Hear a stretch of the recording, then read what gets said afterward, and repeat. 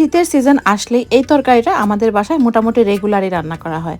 কারণ কি জানেন? কারণ এই তরকারিটা সবার এত বেশি পছন্দ, যেদিন এই তরকারি রান্না করি সেদিন আর কেউ অন্য কোনো দিকেই তাকায় না, শুধুমাত্র এটা দিয়েই পেট ভরে তৃপ্তি নিয়ে খেয়ে ওঠে। আমাদের বাসায় সবার পছন্দের তরকারির রেসিপিটা আজকে আপনাদের সাথেও শেয়ার করছি।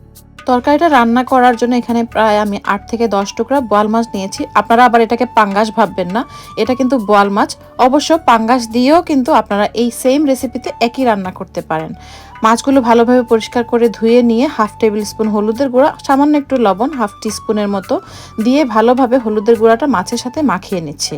প্রতিটা টুকরায় যেন হলুদ এবং লবণটা ভালোভাবে লাগে, এজন্য আমি হাত দিয়ে ভালোভাবে মাসাজ করে প্রতিটি মাছের টুকরার সাথে হলুদের গুঁড়াটা ভালোভাবে মেখে নিয়েছি। এখন একটা প্যানে আমি প্রায় 2 টেবিল স্পুনের মতো তেল দিয়ে দিলাম। তেলটা সামান্য গরম হয়ে গেলে এখন আমি মাছের টুকরোগুলি তেলের মধ্যে দিয়ে দিচ্ছি। এই মাছটাকে আমি খুব কড়া করে ভাজবো না, দুপাশে যখন একটু সামান্য কালার চলে আসবে, মানে একটু ভাজা ভাজা লুকস চলে আসবে, তখনই আমি মাছগুলোকে উঠিয়ে নেব। যেহেতু আমি সবজি দিয়ে এই মাছটা রান্না করছি, খুব বেশি কড়া করে ভাজলে কিন্তু মাছটা খেতে বেশি স্বাদ লাগবে না, মাছের ফ্লেভারটা চলে যাবে।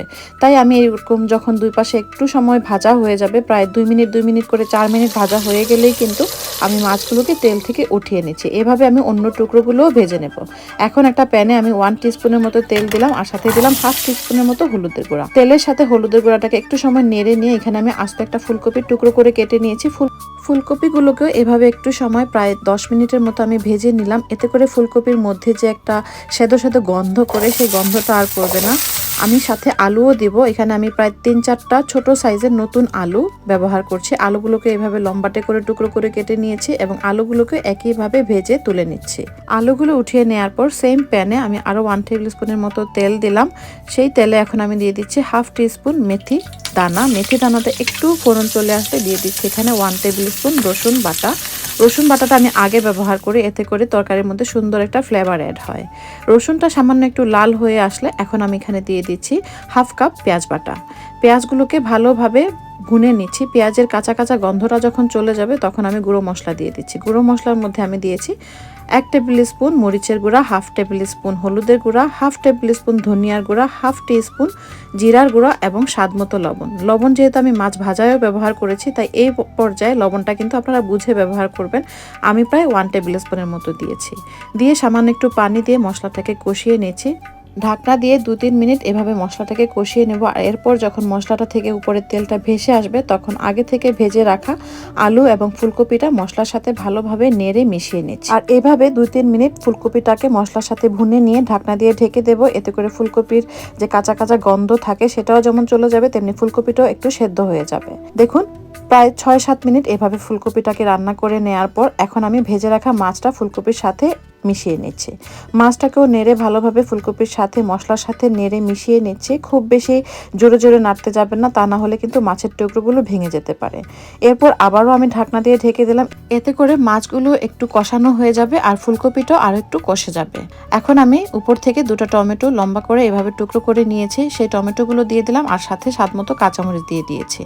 দিয়ে আবারও ঢাকনা লাগিয়ে 2-3 মিনিট রান্না করব যেন টমেটোগুলো একটু নরম হয়ে আসে। এরপর 2-3 মিনিট পর আমি ঝোলের জন্য পরিমাণ মতো পানি দিয়ে দিচ্ছি। আমি এখানে প্রায় 1.5 কাপের মতো পানি ব্যবহার করছি। ঝোলের আন্দাজটা আপনারা আপনাদের পছন্দ অনুযায়ী কম কিংবা বেশি ব্যবহার করতে পারেন। আমি একটু ঝোল ঝোল চাচ্ছি, তাই আমি এখানে 1.5 কাপ পানি ব্যবহার করে আবারও ঢাকনা দিয়ে মাছটাকে রান্না করব প্রায় 10 মিনিটের মতো। 10 মিনিট পর দেখুন মাছের মধ্যে এরকম বলক চলে আসবে। আমি হাতলটা ধরে এভাবে মাছের তরকারিটাকে একটু নেড়ে দিচ্ছি।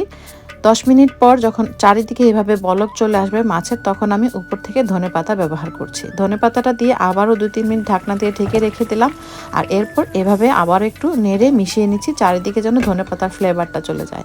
আর এই তো এরপর আমি 2 মিনিট এভাবে ঢাকনাটা আলতো করে ফাঁক করে রেখে তরকারিটার চুলা বন্ধ করে দিলাম। আর এই তো তৈরি হয়ে গেল খুবই সিম্পল ফুলকপি আলু টমেটোর ঝোলে বোয়াল মাছ। দেখুন তরকারিটা দেখতে কতটা সুন্দর এবং লোভনীয় লাগছে।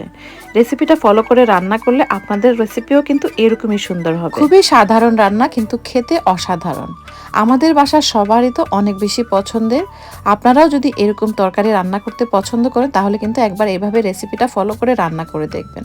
কেমন লাগলো লাইক এবং কমেন্ট করে জানাবেন অবশ্যই। ভালো লাগলে শেয়ার করবেন। ইনশাল্লাহ আবারও এরকমই কোনো একটা রেসিপি নিয়ে আপনাদের সাথে দেখা হবে। সেই পর্যন্ত আপনারা সবাই ভালো থাকবেন, সুস্থ থাকবেন। আল্লাহ হাফেজ।